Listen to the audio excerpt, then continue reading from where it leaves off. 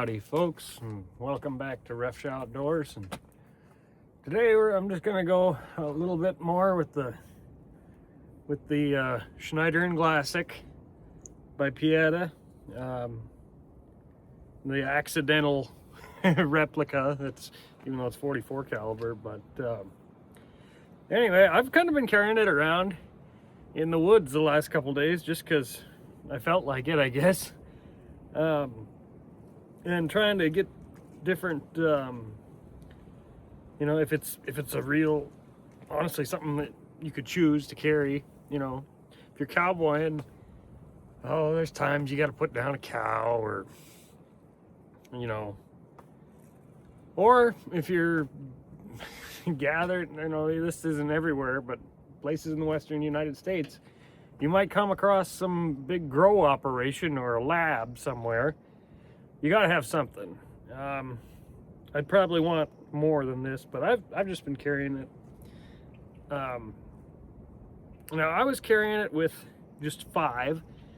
I don't know if you can see, but in between each chamber there's pins, and there's a little notch on the hammer that rests in there, so it keeps it from turning. They're awfully small. I don't know if it's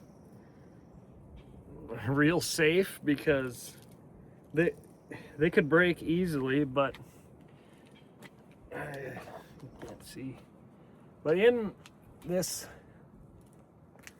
holster, let's see if I can,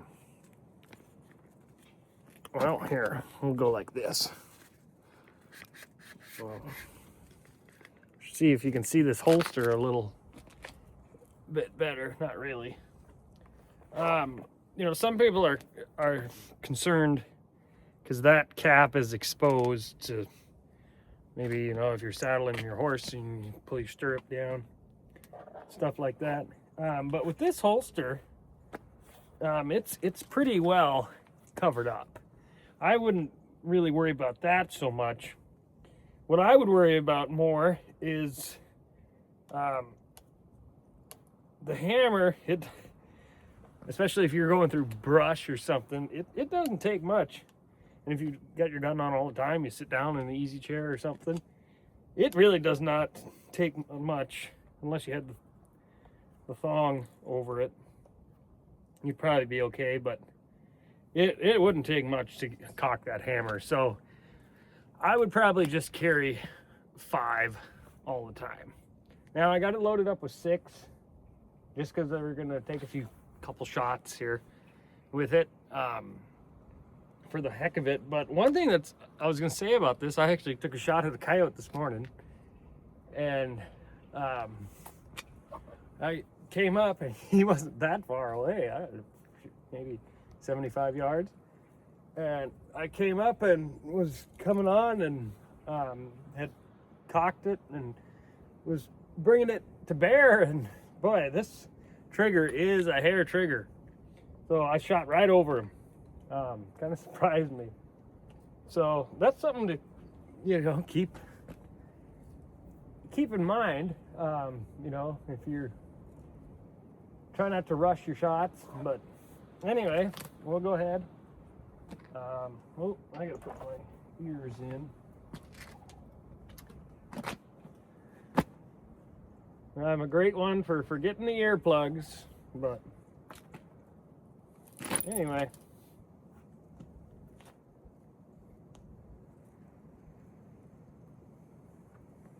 Oh, I was gonna say, you don't have to be out west to be, you know, shit, anywhere hunting or in the woods.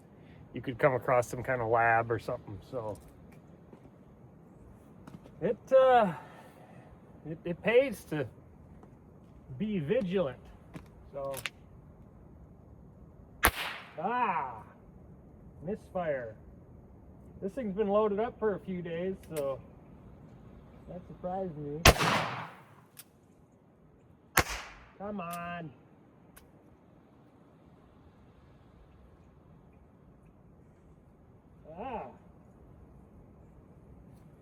Ooh. We got us a cap jam.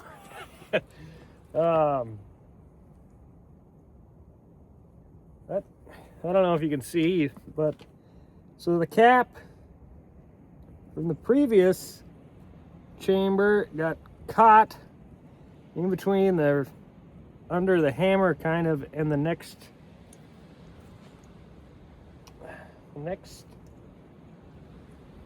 chamber.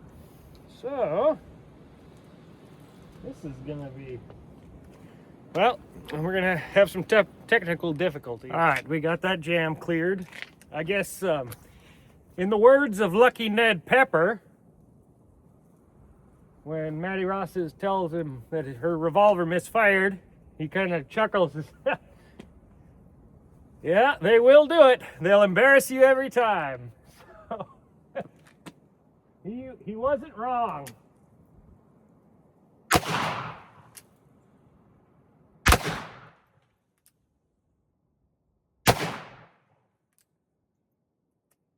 Huh.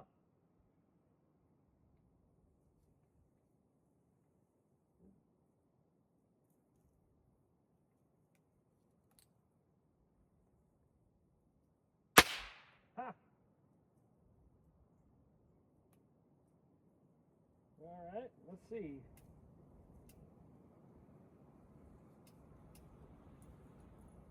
I think I got one right there.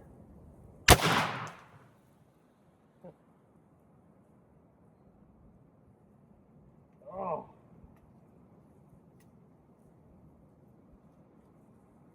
Okay, I got one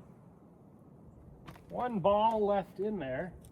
Jeez, I'm going through caps. Yeah.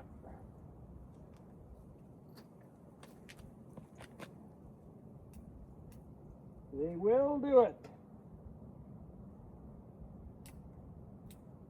They'll embarrass you every time. Come on. That ain't good. Well, I guess I'll see what I can do off camera. Okay, so kind of funny, or not funny, I guess. So off camera, I'm trying to get it. I must have went through 3 or 4 caps. I was trying to clean out the flash hole. Nothing. And then I kind of went and then kind of poof. And that was a 30 grain charge. But I was kind of like, there's something ain't right here. And I can see I took the barrel off already. And I can see smoke coming out. And I'm like, God damn, this is real great. And I kind of, well, let's see. I had it kind of up and the barrel was on it. But I'm kind of like looking at it. I'm like, geez, I don't think it's in chamber. Look at the gun, and I don't know. You should be able to see through there. It's stuck in the barrel. Now, it had been loaded up for 4 or 5 days.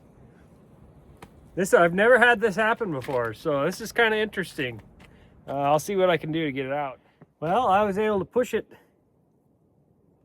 right out of there. It pushed out pretty easy. I just took a cleaning rod and a loading jag and pushed it right out. It made it about 2/3 of the way down the barrel. So that's what you call a squib, and I'm really glad it was the last one and I didn't try to shoot another round through that and it would have exploded. So that's something to keep in mind when you have something that doesn't sound right. Don't keep shooting. So anyway,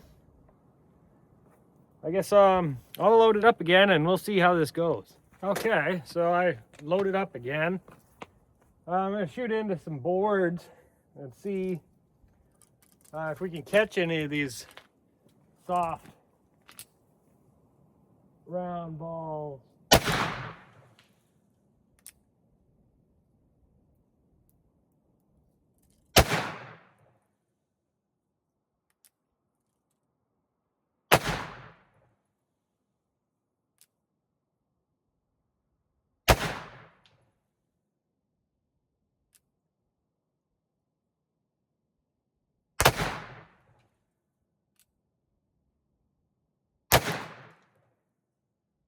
all 6. Yeah. Okay. So obviously it's with a cap and ball, it's not quite as fast as, because you kind of got to watch what your busted caps are doing and stuff to keep them going. It's not quite as imperative to do that on the Remington New Model Army. That one clears it. I think that's a better design than the open top Colts. But I think what I was having trouble with earlier, because that stuff had been loaded for a few days, and that is a petroleum-based grease. And you know, Crisco obviously isn't petroleum-based, but if you're actually going to carry this in the field, maybe you don't have any other choice, maybe it's all you can afford, whatever. I would highly recommend getting a hold of some beeswax and lamb's tallow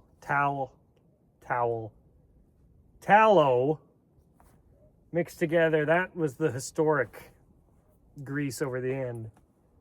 Well, I'm gonna go see if I caught any of those balls. Stick around. Well, I didn't catch any because I never hit the boards. So I'm gonna put up a fresh target down there, and then I'll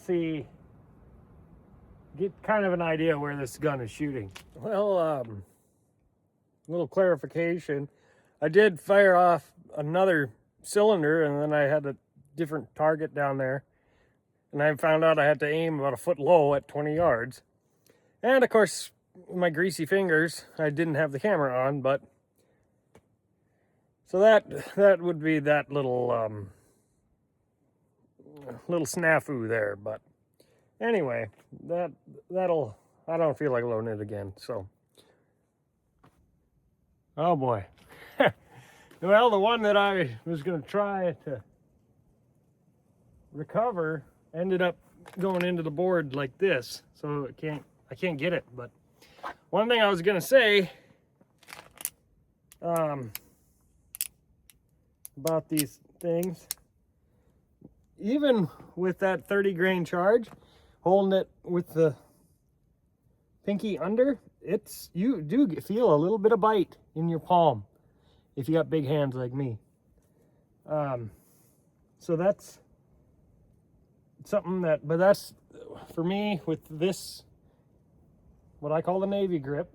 When it comes up, you know, that's just, it feels natural to me, and I can hit what I'm aiming at. So that'll be today's video. I'm Pete Roughshot with Roughshot Outdoors, and remember to keep your powder dry.